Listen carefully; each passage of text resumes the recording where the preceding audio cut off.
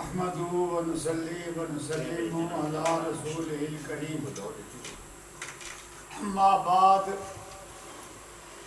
فقد قال اللہ تبارک و تعالی فی القرآن المجید والفرقان الحمید اعوذ باللہ من الشیطان الرجیم بسم اللہ الرحمن الرحیم فَإِذِ ابْتَلَىٰ إِبْرَاهِيمَ رَبُّهُ بِكَلِمَاتٍ فَأَتَمَّهُنَّ صدق اللہ مولانا العظیم اما بعد فقد قال اللہ تبارک و تعالی فی شان حبیبہ مخبرا وآمرا ان اللہ ملائکتہ یصلون علی النبی یا ایھا الذین آمنوا صلو علیہ وسلم تسلیما درود شریف اللہم صلی علی سیدنا مولانا محمد وعلی آل سیدنا و مولانا محمد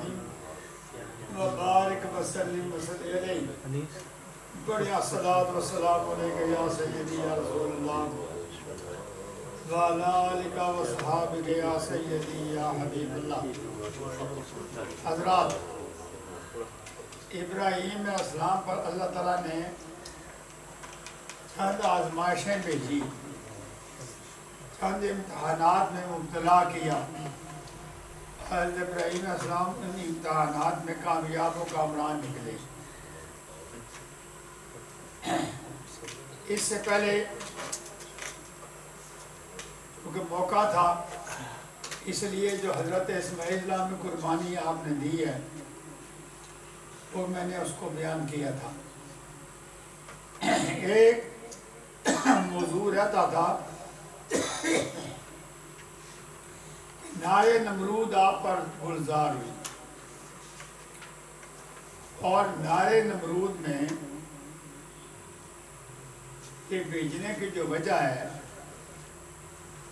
وہ ایک تو نمرود کے ساتھ حضرت ابراہیم علیہ السلام نے جو مکالمہ کیا تھا میں نے بیان کیا تھا، دوسرا یہ تھا کہ آپ نے بتوں کو توڑا۔ تو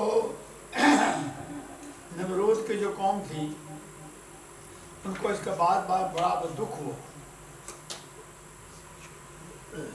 اور یہ میں اس کو قرآن فرقان حمید کی تقدیمہ کے ساتھ اس واقعہ کو بیان کرتا ہوں۔ حضرت ابراہیم علیہ السلام ایک دن بت خانے سے گزرے، بتوں کو دیکھ کر قسم اٹھائی، کیونکہ آپ کو بتوں سے نفرت تھی۔ وَتَاللَّهِ لَأَكِيدَنَّ أَصْنَامَكُمْ بَعْدَ أَن تُوَلُّوا مُدْبِرِينَ، اور اللہ کی قسم میں بتوں کو توڑوں گا جب تم ان سے پیٹ پھیر کر چلے جاؤ گے، یعنی بت خانے میں کوئی بھی نہیں ہوگا۔ آپ کی قوم نے ایک دن جشن منایا، پہلے اپنے بت قدا میں گئے، بتوں کو سجدہ کیا، ان کے سامنے کھانا رکھا، فروٹ رکھا، صرف اس ارادے سے کھانا اور فروٹ رکھا کہ بتوں کی برکت سے اس کھانے میں ہو جائے گی، یعنی کھانا متبرک ہو جائے گا۔ اور آج بھی ہندو ایسا کرتے ہیں، بت پرست ہیں، وہ ایسا کرتے ہیں۔ حضرت ابراہیم علیہ السلام نے کہا آپ بھی چلیں۔ حضرت ابراہیم علیہ السلام کو لوگوں نے کہا کہ آپ بھی چلیں۔ آپ نے فرمایا انی سقیم، میں بیمار ہوں۔ اور آپ نے فَنَظَرَ نَظْرَةً فِي النُّجُومِ، آپ نے ستاروں کی طرف دیکھا۔ اس کا مطلب یہ کہ رات کا وقت تھا، وہ جب وہ بت پرست گئے وہ رات کا وقت تھا۔ آپ نے ستاروں کی طرف دیکھا، کیونکہ علم نجوم لوگوں کو، یہ اب کافی لوگوں کو حاصل تھا، اور حضرت ابراہیم علیہ السلام کو بھی علم نجوم پر دسترس تھی۔ ستاروں کی طرف دیکھ کے کہا یہ میں علم نجوم جانتا ہوں، اور ہر آدمی کوئی نہ کوئی اس کی بیماری ہوتی ہے، اس لیے وہ کہتے ہیں توریہ۔ فقال انی سقیم، آپ نے ایک بار ستاروں کی طرف دیکھا، میرے شاید فرمایا میری طبیعت ناساز ہے. یہ اس لیے کیا کہ آپ کی قوم میں جھوٹ پر عقیدہ رکھتی ہے. یہ عذر پیش کیا، آپ ان کے میلے میں نہیں گئے، کیونکہ ہر آدمی میں کوئی نہ کوئی بیماری ہوتی ہے، اس لیے سکیم کا بیمار ہوں. فَتَوَلَّوْا عَنْهُ مُدْبِرِينَ فَرَاغَ إِلَىٰ آلِهَتِهِمْ. چنانچہ وہ لوگ آپ کو چھوڑ کر چلے گئے، آپ ان کے بت خانے میں تشریف لے گئے. بت خانے میں 72 بت تھے، دوسری روایت میں آتا ہے 90 بت تھے. کچھ سونے کے، کچھ چاندی کے، بعض لوہے کے، بعض لکڑی کے بنے ہوئے تھے. آپ نے بتوں سے مذاق اڑایا. جب بت خانے میں گئے نا، ابراہیم علیہ السلام نے بتوں سے مذاق اڑایا. الا تاکلون ما لکم لا تنطقون. یہ تمہارے سامنے مٹھائیاں اور کھانے پڑے ہوئے ہیں، کھاتے کیوں نہیں ہو؟ بتوں کو کہا الا تاکلون ما لکم لا تنطقون. مٹھائیاں نہیں کھاتے ہو، یہ کھانا پر پڑا ہوا ہے نہیں کھاتے ہو، اور بولتے بھی نہیں ہو، چپ ہو. یہ حضرت ابراہیم علیہ السلام نے بتوں سے کہا. پھر ایک وزنی تیز کلاڑا، وزنی تیر کلاڑا، بڑا کلاڑا آپ کے ہاتھ میں تھا. کسی بت کا کان، کسی کا ناک کاٹا، کسی کی ٹانگ کاٹی. کلاڑا بڑے بت کے کاندھے پر رکھ. فَجَعَلَهُمْ جُذَاذًا إِلَّا كَبِيرًا لَهُمْ. آپ نے بتوں کو ریزہ ریزہ کر ڈالا، بڑے بت کے کاندھے پر کلاڑا رکھ دیا. حفیظ رضی لکھتے ہیں شاہنامہ اسلام میں، مٹا ڈالے بتوں کو توڑ کر اوہام مرسل نے. مٹا ڈالے بتوں کو توڑ کر اوہام مرسل نے. دیا بندوں کو پھر اللہ کا پیغام مرسل نے. جب وہ لوگ میلے سے سب واپس آئے، بت خانے میں گئے، بتوں کو ٹوٹا ہوا دیکھ کر پریشان ہو گئے.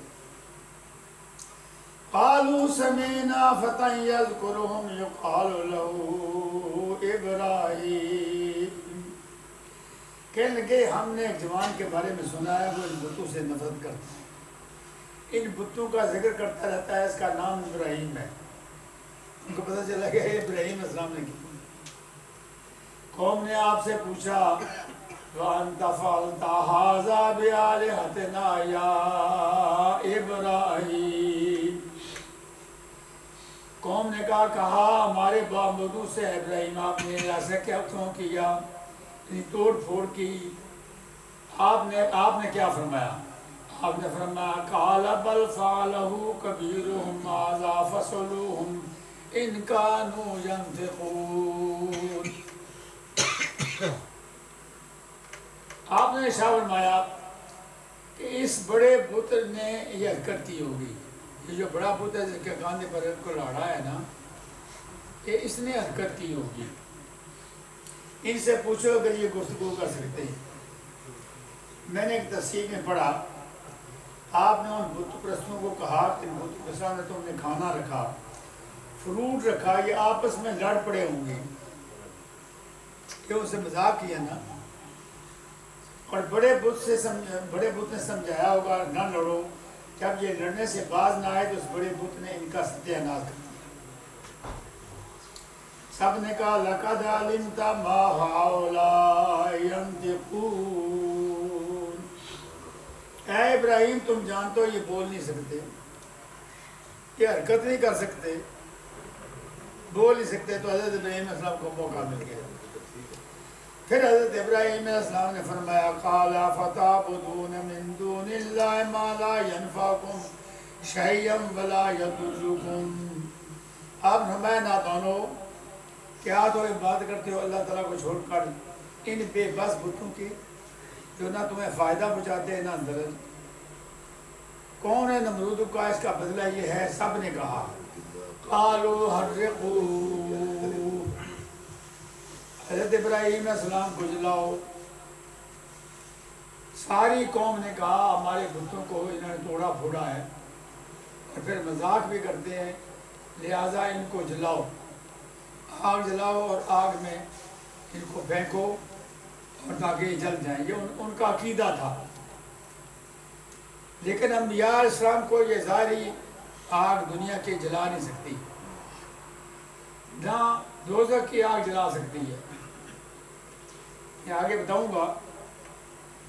اب دیکھیں کہ یہ حضرت ابراہیم علیہ السلام نے بت توڑے۔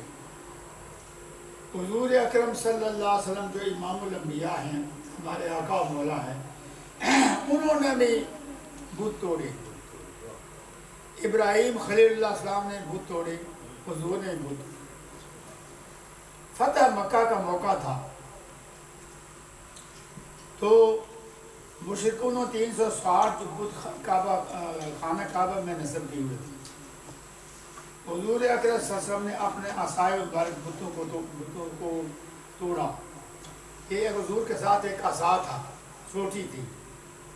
ایک روایت میں آتا ہے بتوں کی طرف اشارہ کر کے فرماتے تھے جاء الحق وزهق الباطل ان الباطل کان زہوقا۔ حق آ گیا اور باطل بھاگ گیا، بلا شبہ باطل کو بھاگنے کی عادت ہے۔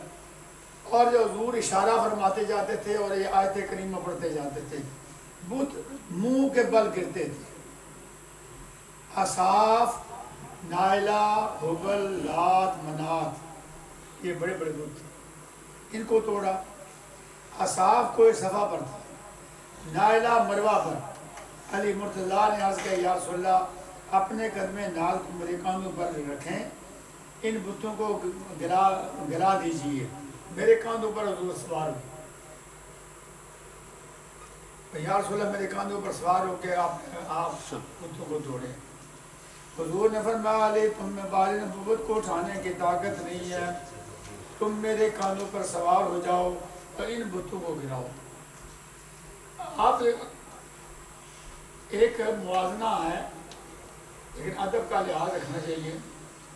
حضرت علی مرتضیٰ کو حضور نے فرمایا آپ بار نبوت اٹھا نہیں سکتے، لیکن جو شب ہجرت ہے، جب حضور غار ثور میں گئے، حضور کا پاؤں زخمی ہو گیا، حضرت ابوبکر صدیق کاندھوں پر حضور سوار ہو کے آپ نے باقی سفر کیا۔ اس وقت حضور نے یہ نہیں فرمایا اے صدیق اکبر تم بار نبوت اٹھا نہیں سکتے۔ حضرت علی مرتضیٰ کی بڑی شان ہے، لیکن ابوبکر صدیق رضی اللہ عنہ کو پتا تھا کہ یہ میرے بعد میں خلیفہ اول ہوں گے، یہ بار نبوت اٹھا سکیں گے، پھر اس بعد علی مرتضیٰ ہوں گے۔ بہرحال اپنی اپنی ایک کمال ہے۔ رسول پاک حکم کی تعمیل کرتے ہوئے، رسول پاک حکم کی تعمیل کرتے ہوئے حضور پاک کے کاندھے پر بیٹھ کر بتوں کو توڑنا شروع کیا۔ حضرت علی مرتضیٰ کو یہ سعادت نصیب ہوئی کہ حضور کے دونوں کاندھوں پر سوار ہو گئے، اور حضور کے دونوں کاندھوں پر سوار ہو کے بتوں کو توڑا۔ اس حالت میں حضور نے علی مرتضیٰ سے پوچھا کیا کیفیت محسوس کرتے ہو؟ میرے کاندھوں پر سوار ہو کے کیا کیفیت محسوس کرتے ہو؟ عرض کیا یا رسول اللہ میں ایسا دیکھتا ہوں گویا تو ہم حجابات اٹھ کے اور میرا سر ساکھ عرش سے جا ملا ہے۔ حضور آپ کے کاندھے پر سوار ہو کے محسوس یہ کر رہا ہوں کہ میرا جو سر ہے وہ عرش الہی کے بالکل قریب پہنچ گیا ہے، میں اتنی بلندی پر ہوں۔ کس کی نگاہ ناز نے مست مجھے بنا دیا، عرش سے لے کے فرش تک سارا جہان دکھا دیا۔ حضرت علی مرتضیٰ بتوں کو گرا کر زمین پر پھینکتے تھے، بت ٹکڑے ٹکڑے ہو جاتے تھے۔ حضرت علی مرتضیٰ کے کاندھوں پر زمین پر آئے تو ہنسے۔ حضور نے ہنسنے کی وجہ پوچھی۔ حضرت علی مرتضیٰ جب حضور کے کاندھے سے نیچے آئے تو آپ وہ ہنسے۔ حضور نے فرمایا ہنستے کیوں؟ ہنسنے کی وجہ کیا ہے؟ حضرت کہ یا رسول اللہ میں بہت بلندی سے اترا ہوں، بہت بلند ہو گیا تھا، عرش الہی قریب چلا گیا تھا۔ اترا ہوں. حضور نے فرمایا تجھے اتنی بلندی سے جبریل امین نے اتارا ہے. سعادت میں سلیم مرزا کو جبریل امین نے حضور کانوں سے اتارا. صحیح فرماتے ہیں جو بات حضور نے توڑے تھے وہ اپنے مبارکاتوں سے اس لیے نہیں توڑے تھے کہ ان بتوں نے جہنم کا ایندھن بننا تھا. اگر حضور اپنے آیات کو ان کو چھوتے اچھے دوزخ ان کو نہ جلاتی. جب نمرود کی قوم نے حضرت ابراہیم علیہ السلام کو جلانے پر اتفاق کر لیا، ایک بہت بڑی حویلی تیار کی جس کی دیواریں 60 گز بلند تھیں. یہ حویلی جیل کے قریب تھی. بے شمار لکڑیاں جمع کی گئی، 40 دن لکڑیاں اکٹھی کی جاتی رہی. اس پر تیل ڈال کر آگ لگائی گئی. جب آگ بڑکی اس آگ کے شعلے اتنے بلند ہو گئے کہ اگر کوئی پرندہ اس کے اوپر سے گزر جاتا تو 7 روز تک آگ جلتی رہی، پریشان ہو گئی. پرندہ جل جاتا. آگ میں حضرت علیہ السلام کو کیسے پھینکا جائے؟ ابلیس نے ان کو طریقہ بتایا کہ منجنیق عربی میں ہماری پنجابی میں کہتے ہیں پینگ اس کو کہتے ہیں منجنیق، کہ منجنیق بناؤ اور ابراہیم علیہ السلام کو اس پر بٹھاؤ اور پھر اس کو تھکا دو تو ابراہیم علیہ السلام کو نار نمرود میں سے ڈال دو. کیونکہ بہت قریب آدمی جا نہیں سکتے تھے، لیکن اس کے باوجود وہ کامیاب نہ ہوئے. اب ابراہیم علیہ السلام نے خدا سے پوچھا اے اللہ تیری کیا رضا ہے؟ اگر تیری رضا ہو تو میں آگ میں چھلانگ لگاؤں. تو حضرت ابراہیم علیہ السلام نے آگ میں جب چھلانگ لگائی تو تسبیح کیا پڑھ رہے تھے؟ حسبی اللہ و نعم الوکیل، حسبی اللہ و نعم الوکیل. ڈاکٹر محمد اقبال مرحوم فرماتے ہیں بے قدر کود پڑا آتش نمرود میں عشق، بے خطر کود پڑا آتش نمرود میں عشق، بے عقل ہے عقل ماوے تماشائے لب بام ابھی. عقل کہہ رہے تھے ابراہیم نعرے نمرود میں چھلانگ نہ لگاؤ. عشق کہہ رہا تھا چھلانگ لگاؤ، عشق کہہ رہا تھا چھلانگ لگاؤ، عقل کہہ رہے تھے چھلانگ نہ لگاؤ. حضرت میاں محمد بخش رحمۃ اللہ علیہ فرماتے ہیں ابراہیم چکھا پر کڑیاں آہیں درد ہزاراں. آگ کی وجہ سے نہیں، آگ کی وجہ سے نہیں، اس امتحان کی وجہ سے. فرماتے ابراہیم چکھا پر کڑیاں آہیں درد ہزاراں، باغ ہوئیں باغ بہاراں ہویاں گلزاراں آتش شوخ انگاراں. میاں صاحب کا اپنا مقام ہے، پنجابی میں بڑا آپ کا کمال ہے. یہ ایم اے جو پنجابی کے کہتے ہیں نا فاضل، پنجابی کا فاضل جو ہوتا ہے اپنا پاکستان میں بورڈ میں پنجابی کا میاں صاحب کی کتاب سے ملوک وہاں لگی ہوئی ہے. سیف الملوک پڑھنی پڑتی ہے ہر آدمی کو اور وہ اس کا امتحان دینا پڑتا ہے. معمولی کتاب نہیں ہے، تصوف کی کتاب ہے. اور یہ سیف الملوک کوئی انسان دنیا میں نہیں ہوا. سیف الملوک جو ہے اور بدیع الجمال یہ دنیا میں نہیں ہوئی، یہ آپ نے خیالی ہے. اور یہ اصل میں مرید صادق اور شیخ کامل کا اصل میں پورا قصہ ہے. وہ اس میں مجاز بھی ہے اور حقیقت بھی ہے. آدمی مجاز پڑھے تو حیران ہوتا ہے، جب حقیقت پڑھے تو پتہ سمجھ آتی ہے کہ حقیقت کیا ہے. تو اس لیے اب آج آدمی کو سمجھ نہیں آتی. ان میں انبیاء کے ذکر بھی کیے ہیں. اللہ تعالیٰ نے نارے نمرود کو حکم دیا. جب ابراہیم علیہ السلام نے نارے نمرود میں چھلانگ لگا دی، اللہ فرماتا قُلْنَا يَا نَارُ كُونِي بَرْدًا وَسَلَامًا عَلَىٰ إِبْرَاهِيمَ. کیا وہ حسین منظر ہوگا. اللہ فرماتا ہم نے نارے نمرود کو کہا اے نارے نمرود ٹھنڈی ہو جا. صوفیاء فرماتے ہیں اللہ تعالیٰ نے نارے نمرود کو مخاطب کرنا تھا، لیکن اس آگ کو ٹھنڈی کرنے کا فائدہ کوئی نہیں کہ ابراہیم السلام کو جلا نہیں سکتی. لیکن وہ آگ تھی جو عشق الہی کی آگ تھی جو سینے میں جل رہی تھی. اس کو اللہ نے فرمایا ٹھنڈی ہو جا، کہیں جلال نہ ہو جائے، غصہ نہ ہو جائے، جلال نہ ہو جائے۔ فرمایا جے کہا درد دی مارن ہوندا ملک ویرانی کو کافاندی سبزی سردی ندیاں رہنا پانی۔ یہ عشق الہی کی آگ تھی جس کو اللہ تعالیٰ نے ٹھنڈا فرمایا، جمال فرمایا، جلال نہ کرو، جمال کا وقت ہے۔ اللہ فرماتا ہے آگ ٹھنڈی ہو جاؤ، سلامتی کی بات ہے ابراہیم علیہ السلام کے لیے۔ آگ گلزار بن گئی، ہوئی یہ آتش نمرود تختہ باغ جنت کا، ہوا اعلان ابراہیم کو بابل سے ہجرت کا۔ ڈاکٹر اقبال مرحوم کہتے ہیں ہو اگر آج ابراہیم کا ایمان کا پیدا، ہو اگر آج ابراہیم کا ایمان پیدا، آ کر سکتی ہے انداز گلستان پیدا۔ اچانک وہاں شیریں اور ٹھنڈے پانی کی چشمہ جاری ہو گیا، سرخ رنگ کے گلاب کے پھول جھڑے ہوا اٹھا۔ تو باقی بھی موضوع رہتا تھا، بیان اب وقت ختم ہو گیا ہے، لہٰذا اب اذان دے دیں، اذان دیں، سنتے ہیں اذان۔